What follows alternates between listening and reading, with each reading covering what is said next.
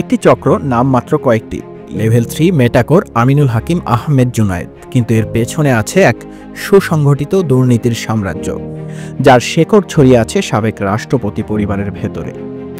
সাবেক রাষ্ট্রপতি আব্দুল হামিদের ছেলে তৌফিক হামিদের প্রভাবে আহমেদ জুনায়েদ প্রতিষ্ঠা করেন লেভেল 3 নামের একটি আইআইজি এবং মেটাকোর নামে একটি সাবমেরিন কেবল কোম্পানি।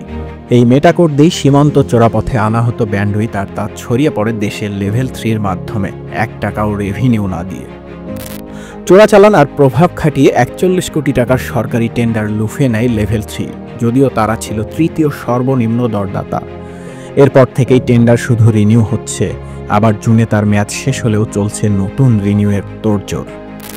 এতেই শেষ নয়, এই লেভেল 3 এনটিএমসির হয়ে ইসরায়েলি স্পাইরওয়ার পেগাসাস আমদানি করে, যার মাধ্যমে নজরদারি, গুম-খুন সবই সম্ভব হয় শেখ হাসিনার সরকারের সময়।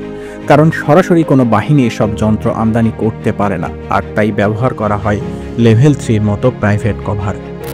এখন এই একই চক্র আবারও আইএসপিএবির নেতৃত্ব দখলে নিতে চাইছে। সভাপতি প্রার্থী আমিনুল হাকিম, যিনি মেটাকোরের পার্টনার ও আম্বার আইটির এমডি, এবং কখনো আওয়ামী লীগ কখনো বিএনপি, যার যেমন দরকার তেমন মুখোশ। তার পেছনে টাকা ঢালছেন আহমেদ জুনায়েদ, যাতে আবারও ক্ষমতায় ফিরে লেভেল 3 ও মেটাকোর ধোয়া তুলসী পাতা হয়ে যায়। এটা শুধু দুর্নীতির গল্প নয়, এটা বাংলাদেশে ইন্টারনেট নিয়ন্ত্রণের ভয়ঙ্কর এক চিত্র, যেখানে কান ধরলেই পুরো মাথা চলে আসে, আর মাথাটা এখনো আওয়ামী লীগের হাতে।